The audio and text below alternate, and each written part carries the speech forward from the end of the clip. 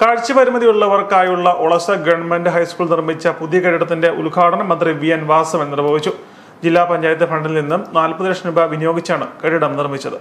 കാഴ്ചപരിമിതിയുള്ളവർക്കായുള്ള Olassa government ഹൈസ്കൂളിൽ 40 ലക്ഷം രൂപ ചെലവിൽ കോട്ടയം ജില്ലാ പഞ്ചായത്ത് നിർമ്മിച്ച് നൽകിയ കെട്ടിടം സഹകരണ തുറമുഖം ദേവസ്വം വകുപ്പ് മന്ത്രി വി.എൻ. വാസവൻ ഉദ്ഘാടനം ചെയ്തു. സ്കൂൾ തല പ്രവർത്തനങ്ങളുടെ ഉദ്ഘാടനവും മന്ത്രി നിർവഹിച്ചു. സ്കൂളിനെ മികവിന്റെ കേന്ദ്രമായി ഉയർത്തുന്ന നടപടികൾ പുരോഗമിക്കുകയാണെന്നും വിദ്യാർത്ഥികളുടെ ബോർഡിംഗ് അലവൻസ് വർദ്ധിപ്പിക്കുന്ന കാര്യം സർക്കാരിന്റെ ശ്രദ്ധയിൽപ്പെടുത്തുമെന്നും മന്ത്രി പറഞ്ഞു. ചടങ്ങിൽ ജില്ലാ പഞ്ചായത്ത് പ്രസിഡന്റ് കെ.വി. ബിന്ദു അധ്യക്ഷത വഹിച്ചു.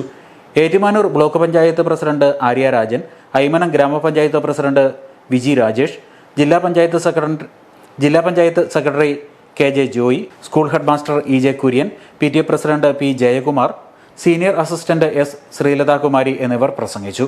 കാഴ്ചവൈകല്യമുള്ള കുട്ടികൾക്ക് വേണ്ടി പൂർണ്ണമായും സർക്കാർ ഉടമസ്ഥതയിൽ പ്രവർത്തിക്കുന്നതായ കേരളത്തിലെ ഏക ഹൈസ്കൂളാണ് ഒളശയിലേത്. Star vision news, Kottayam.